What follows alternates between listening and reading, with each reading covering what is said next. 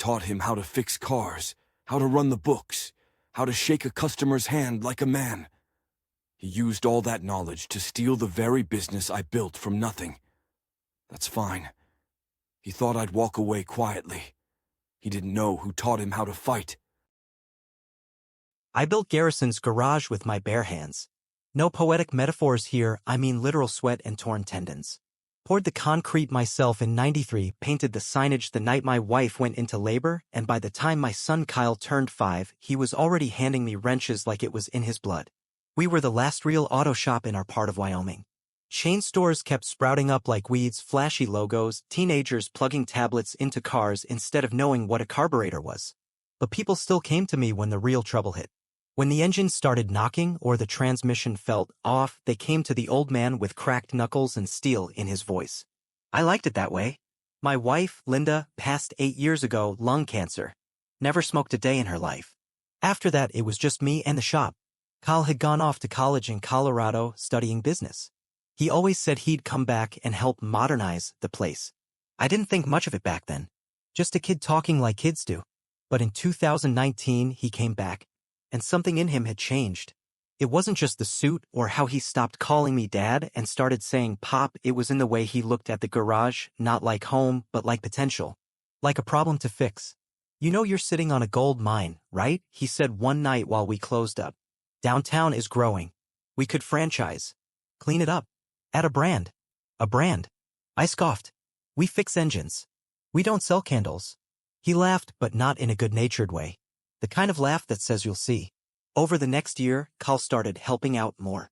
He cleaned up the books, hired a new receptionist, Cassidy, a bright kid who knew social media better than torque specs. Then came the digital upgrades.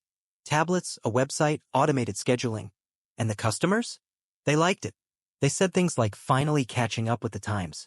It burned a little. Not because I didn't want change, but because no one had asked if I did. Kyle set up a new LLC.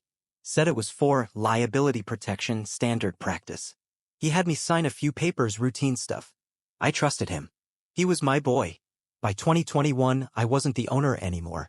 I didn't find out until I got a letter from a lawyer. Not even from Kyle himself.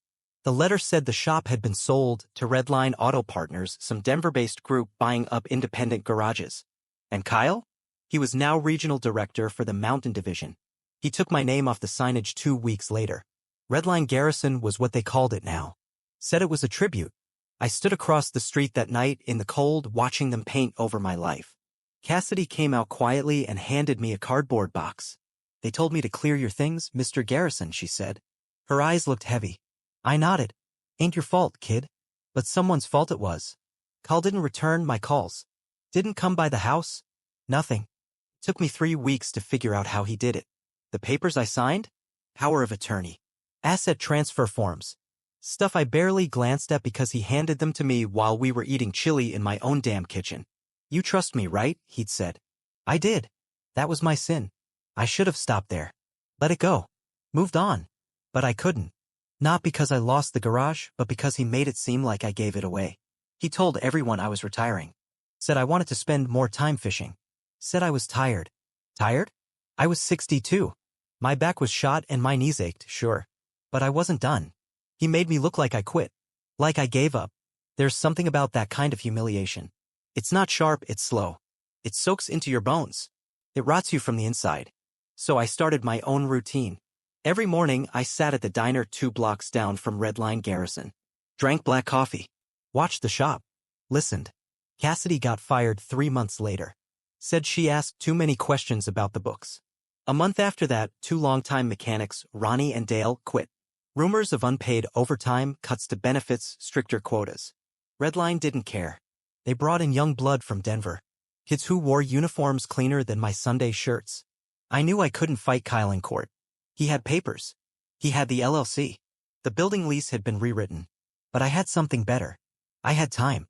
And I had memory. Kyle may have taken the garage, but he didn't know the whole business. Not like I did. He didn't know about the unlisted supplier who still sent parts COD. He didn't know how to coax a '98 Silverado starter to crank just once more. He didn't know that Reggie, who owned the lot behind the shop, still owed me $2,000 for a rebuild I did in '06. Or that I'd fixed his wife's Civic on Christmas Eve with no charge. And he sure as hell didn't know I had a copy of every invoice from the last 20 years stored in milk crates in my basement. Revenge wasn't about fire. Not for me. Not yet. It was about returning the favor inch by inch. Kyle took my legacy. Now I was going to take back what mattered more, the respect he thought he stole. And I was going to do it the same way I built that garage, with my hands, one bolt at a time. After the first few weeks, people in town started coming up to me quietly. At the hardware store. Outside the bank. At Sunday service. Little phrases like, "That new manager's a real piece of work, huh? Doesn't run like it used to. Whatever happened to that old guy, what was his name again?" They were careful. No one wanted to seem like they were picking sides. That's the way it is in small towns. Loyalty's a whisper, not a flag. But I saw the shift. The shop Kyle ran a red line. It was efficient. Slick. Fast. But it had no soul. And machines, like people, know when they're being treated like numbers. I started fixing cars out of my garage. At first it was for Reggie, the guy with the Civic and the $2,000 of guilt. Then it was Annie, whose Jeep Cherokee kept overheating. Then Daryl from the school district. I didn't advertise. Didn't need to. Word spreads. "You still got it," Daryl said as I handed back his keys, grease under my nails and 3 hours sleep in my bones. "Never lost it," I told him. And that wasn't ego. It was just truth. Then came the call from Cassidy. She'd moved to Cheyenne after being fired, started working for a local credit union. We got coffee one afternoon when she was passing through. "He's cooking the books," she told me. "Redline's been bleeding payroll. Your son's reporting more hours worked than are on the books. He's inflating service costs, too." I didn't flinch. Just stirred my coffee and nodded. "But here's the part that made me call you. He's trying to buy the building." I raised an eyebrow. "That place still belongs to Hal Brunner, doesn't it?" "Not for long," she said. "Kyle's offering nearly double market price." Hal Brunner was 81 years old and mostly deaf. I used to fix his Buick in exchange for bourbon. His grandson had power of attorney now. So that night, I went and knocked on Hal's door. Told the grandson, "Trent, I had a proposition." "I'm not here to outbid him," I said. "I'm here to remind you that for 20 years, your granddad paid almost nothing for engine work. He brought me his car, his snowblower, even his lawnmower. And I never said no." Trent looked awkward. Guilty, but also calculating. "So what do you want?" "I want first refusal," I said. "If you ever decide to sell, you call me first." "Not Kyle." He shook on it. The next day, I took a trip out of town. Drove 6 hours to Denver. Met with a man named Roger Cortez, a semi-retired franchise consultant and my old customer from back in '02 when he passed through town with a busted RV transmission. He owed me one. Or at least, remembered the way I refused to gouge him when I easily could have. "I need to understand how your son operates now," I said. "His funding. His connections." Roger chuckled. "Sounds personal." "It is." Over the next month, I learned everything. Kyle had overleveraged himself. Took loans against his projected profit margins, ones based on inflated customer numbers and fabricated expansion reports. The Denver boys at Redline thought he was some small-town genius pulling record profits from a dusty highway shack. But they didn't know the truth. That he was running cars through twice 4 double diagnostics. That he was training mechanics to mark up repairs. That he had started outsourcing basic maintenance jobs to unlicensed labor to cut corners. They didn't know he forged my name on at least 2 vendor agreements while he still had my signature file. They didn't know who I was. But they were about to. Because I was building something of my own now, not a shop. Not a business. A case. I didn't start by calling the police. That's not how men like me handle things. I started with bolts, gears, and phone calls at odd hours. I started with memory, the kind built from 3 decades of honest work and the names of everyone I'd ever helped. My old supplier, Carl, still ran Central Midwest parts out of Wichita. He'd once told me, "You never screw the man who knows what breaks first." I called him up, asked for his last invoice from Redline. Carl didn't even hesitate. "Odd you ask. They switched to a cheaper supplier last month. Kid said they were tightening the belt. You know anything about a 3-month unpaid invoice?" I told him I didn't, but I asked for a copy of it. Then I called June Darby, my old accountant. She used to keep me sane during tax season. "You want me to run a quiet check on your own business?" she asked. "No," I said. "I want you to check the EIN I used to register Bell & Sons Auto back before Kyle filed those new forms." June was quiet a moment. Then she said, "I'll dig. But if what I find is ugly, you sure you want to know?" "I'm past wanting," I said. "I need it." Meanwhile, I kept wrenching. My garage had no name, no sign, but by July, I had more jobs than I could take. People like dealing with someone who looked them in the eye. Didn't try to upsell wiper fluid. One afternoon, a state vehicle rolled up. Department of Transportation. Guy got out, looked sheepish. Name's Rustin, he said. You did a brake job on my niece's car.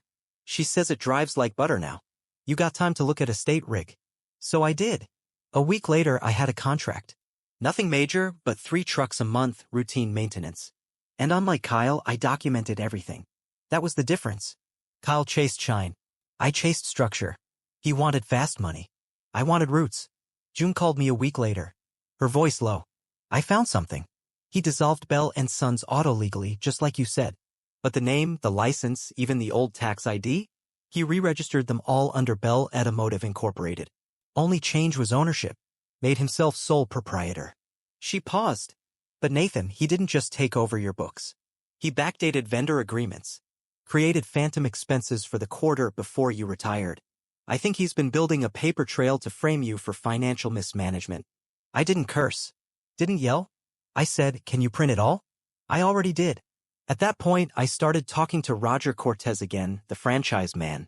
He'd introduced me to a contact at the Denver investors who bankrolled Redline's growth. Guy's name was Tiller Mason. Soft voice. Asked quiet questions.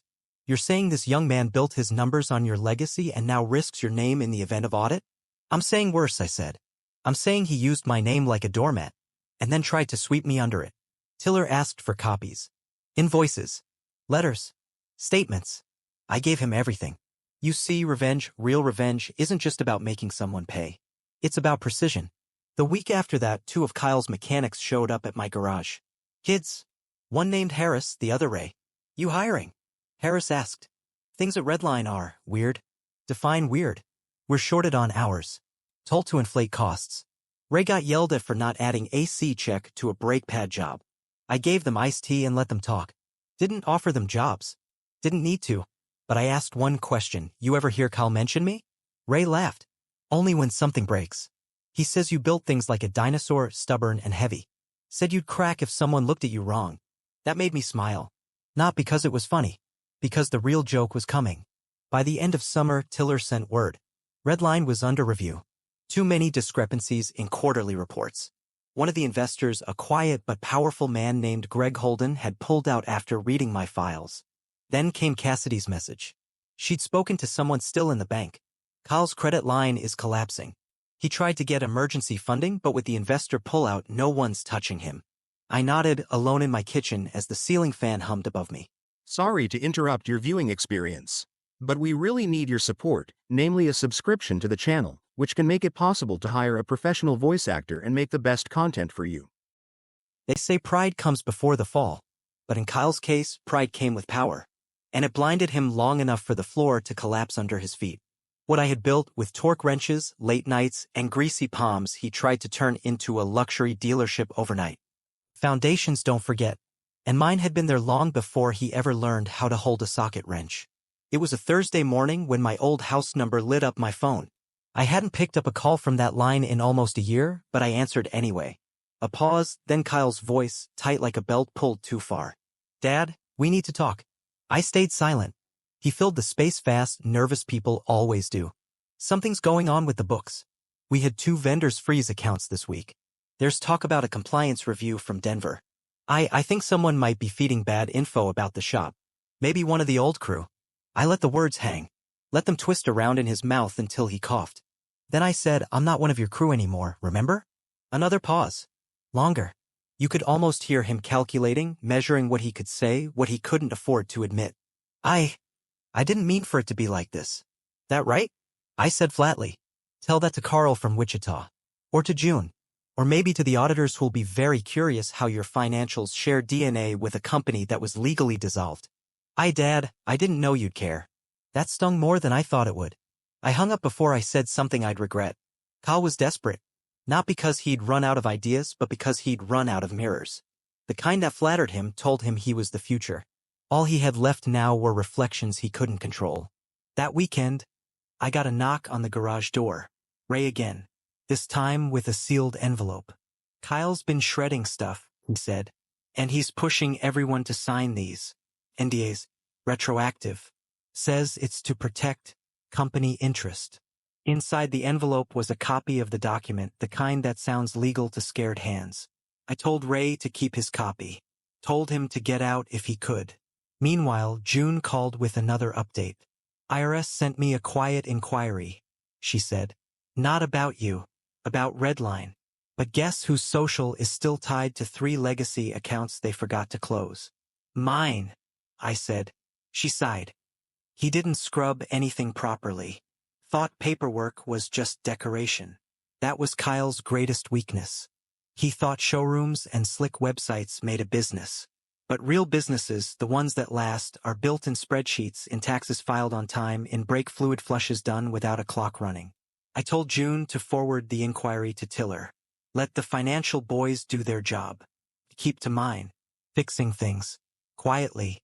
Permanently. But revenge is never quiet for long. By October, the cracks were showing in public. Reviews of Redline started tanking. Anonymous complaints, some real, some not, circulated on local forums. Mechanics left mid-month, causing long delays. Kyle took to social media to address rumors.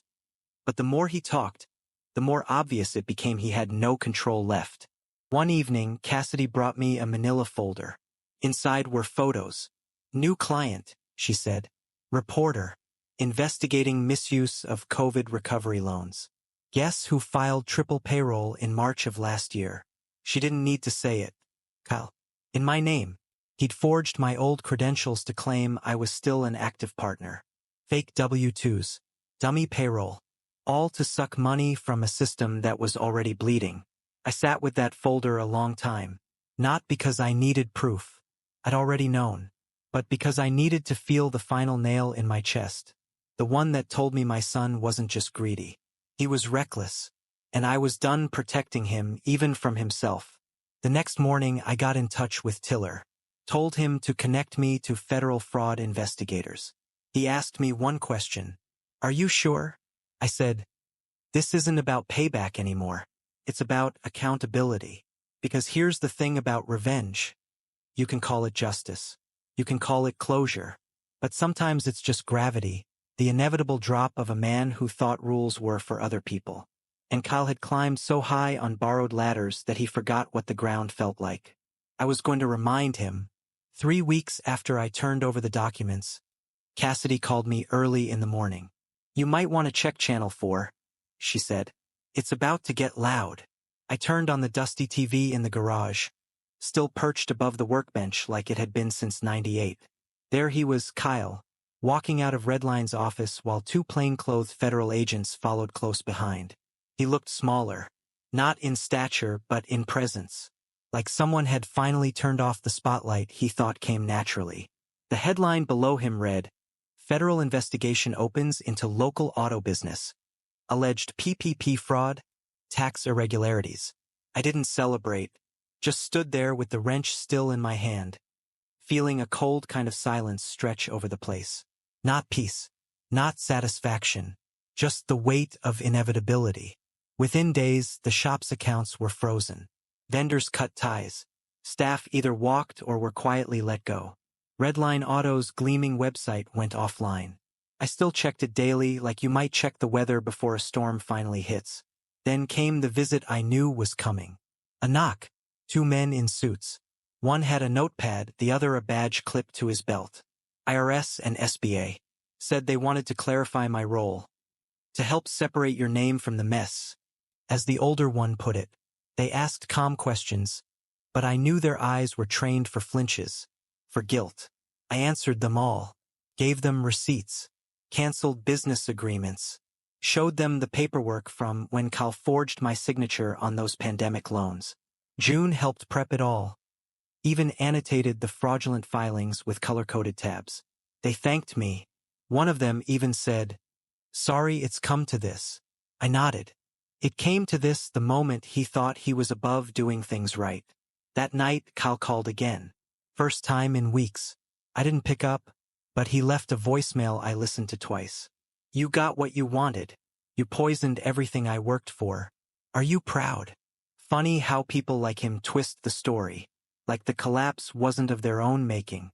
Like holding a match to gasoline wasn't arson unless someone else watched it burn. I saved the voicemail, not for evidence, for memory, because there was one more piece to set in motion. Redline's building lease, which Kyle had never fully transferred after the buyout, still had a clause buried in its original version. Failure to maintain operations or meet tax obligations for 60 consecutive days would revert the lease to the prior principal owner. Me. It was old language from a time when business was built on handshakes and dotted lines. I called the property manager and sent over the case files. He reviewed them. 3 days later, I got the letter in the mail. The garage was mine again. I didn't tell anyone. Not yet. Just drove by the old building one night, parked across the street, and stared at the darkened windows. A hand-lettered "closed for investigation" sign hung crooked on the door. It wasn't joy I felt. It wasn't revenge either. It was like coming back to a home after the roof caved in. Still, I stepped inside the following morning with my old key, untouched since the day Kyle first locked me out. The scent of grease and rubber and dust hit hard, familiar but stale. The workbenches were bare. The walls stripped of calendars, tools, even the certificate I'd earned from Lincoln Tech in '82. He'd erased everything that mattered. But here's the thing, you can't scrub roots out of concrete. They grow back, given time, given patience. I called Ray, told him I was reopening. Not Redline, I said. We're calling it Benchline Auto. Small jobs. Honest work. No investors. Just us. He showed up the next day. By month's end, we had 2 lifts running again. Cassidy handled the books. Customers trickled in, mostly older locals who remembered the place from 20 years ago. Then one afternoon, a man in a jacket with the Redline logo walked in. Mid-40s. Clean cut. Looked around, confused. I thought this was Redline Auto? I wiped my hands and came forward. Used to be. Not anymore. Oh, he said. Guess that explains the reviews. My buddy said the new guys ran it into the ground. I shrugged. That's the thing about ground. You can always build again. If you know how. He left his keys on the counter and asked for a tune-up. Later that evening, I got one final message from Kyle. No anger. No threats. Just, you always cared more about the garage than me. I didn't respond. Not because he was wrong, but because, in a way, he was finally telling the truth. He wasn't just angry that I took everything back. He was angry that the only thing that lasted, the only thing that truly held up, was the thing he thought he could replace. Benchline Auto opened quietly with no banners or grand reopening. Just a new sign hung by my own hands, crooked at first, then fixed a day later. The old-timers noticed. They always notice. That generation still respects sweat, not spin. Ray and I kept the work steady, nothing flashy, just honest repairs.